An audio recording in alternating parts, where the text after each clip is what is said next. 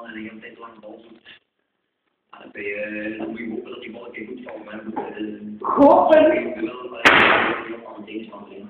2 weken later op een rij, die 5 minuten nu Europees, misschien niet echt een verrassing, maar toch weer verloren. Hoe zit dat met het zelfvertrouwen? Ja, goed. Ik denk dat de buitenwereld er meer mee bezig is op de tenniskamers. We verliezen wel veel in Brugge, maar iedereen heeft ook de omstandigheden en hoe dat was.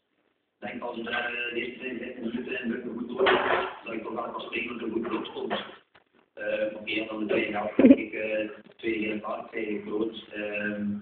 Ja, met die man op 2-0 komt, dan weet je dat je nog de gele zak, alleen een gele pak kan krijgen eigenlijk.